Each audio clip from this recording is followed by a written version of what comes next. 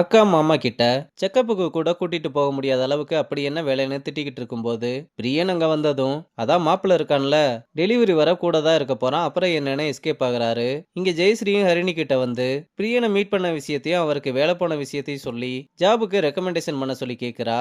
அவளும் சரி ரெஸ்யூம் அனுப்ப சொல்லு பார்க்கலாம்னு சொன்னதும் உடனே ரெஸ்யூம் அனுப்ப சொல்லி பிரியனுக்கு ஒரு மெசேஜ் தட்டி விட்டு எங்க உன் சீக்கிரட்ல வர காணோம்னு கேட்க, ஏண்டி கத்துற, நான் வெளியே வந்தேன்னு தெரிஞ்சாலே பின்னாடியே வந்துருவான்னு சொல்லி முடிக்கிறதுக்குள்ள வந்து நீங்க யாருன்னு கேட்க, நான் தான் இவளோட சிஸ்டர் ஜெயஸ்ரீன்னு அவளை அறிமுகப்படுத்திக்க சித்தார்த்தும் தன்னை இன்ட்ரோ கொடுக்கறான். அங்க கட் பண்ணா வீட்டுக்கு புரோக்கர் வந்து அம்மா கிட்ட மாப்பிள்ளை வீட்டுல பேசிட்டேம்மா, அது விஷயமா அண்ணன் கிட்ட பேசணும்னு சொன்னதும் ஜக்கு அங்க இருந்து நைசா கலண்டு வந்து நம்ம பசங்க எல்லாருக்குமே குரூப் கால் பண்ணி மேட்ரை சொல்ல, சரி நாங்க லைன்லயே இருக்கோம் நீ உள்ள போன சொன்னதும் அவனும் உள்ள வந்து நடக்கிறதெல்லாம் காமிக்கிறான். வர ஞாயிற்றுக்கிழமை மாப்பிள்ளை வீட்டுல இருந்து பொண்ணு பார்க்க வர்றேன்னு சொல்லியிருக்காங்க, பார்க்க தானே வர்றாங்கன்னு அப்பாவும் சரின்னு சொல்றாரு.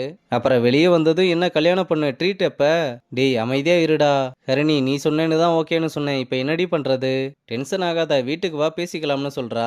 அங்க கட் பண்ணா ஹாஸ்பிட்டல்ல அக்காவும் பிரியனா கல்யாணம் பண்ணிக்க சொல்லி கம்பல் பண்ணிக்கிட்டு இருக்காங்க. அப்ப டாக்டர் கூப்பிடுறாங்கன்னு போனதும் ஜெயஸ்ரீ கால் பண்ணி உங்க ரெஸ்யூம் அனுப்ப சொல்லி மெசேஜ் அனுப்புனேன், நீங்க ரிப்ளை பண்ணலன்னு தான் கால் பண்ணேன், உங்களால வேலை போயிடுச்சுன்னு தானே இப்படி பண்றீங்க?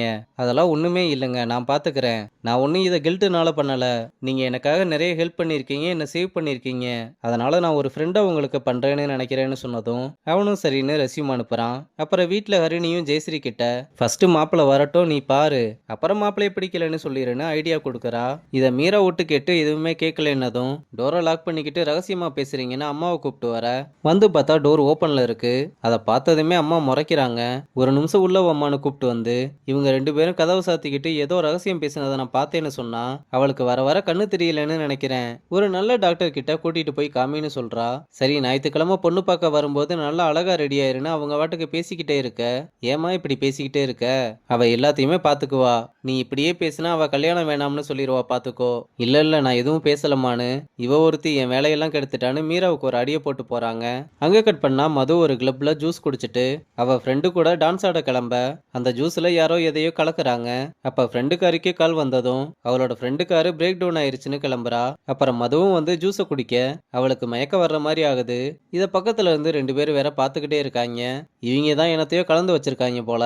அவளும் உடனே ஜக்குவுக்கு கால் பண்ணி விஷயத்த சொன்னதும் சரி நீ வேமா பாத்ரூமுக்கு போய் டோரை லாக் பண்ணிக்கோ நான் வந்துடுறேன்னு சொல்லிட்டு அவசர அவசரமா கிளம்பி பாத்ரூமுக்குள்ள வந்து மதுவை கூப்பிட்டு வெளியே வர, அந்த ரெண்டு பசங்க வந்து அந்த பொண்ணை கூப்பிட்டு போக நீ யாரு, அவங்க அப்பா தான் இவளை கூப்பிட்டு வர சொன்னாரு, பக்கத்து ஸ்டேஷன்ல இருக்காருல்ல எஸ்ஐ ராஜா அவர் தானே சொன்னதும் ரெண்டு பேருமே ஆள விடுறான்னு கிளம்புறாங்க.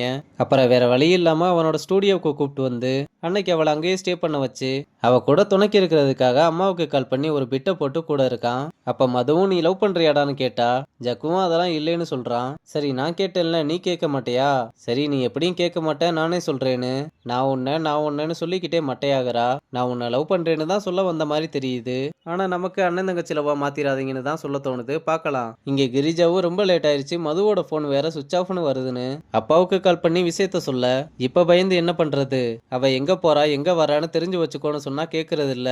சரி இதுக்கு முன்னாடி இந்த மாதிரி லேட்டா வந்திருக்கால, பயப்படாம தூங்கு வந்துருவான்னு சொல்றதோட இந்த எபிசோட முடிச்சிருக்காங்க.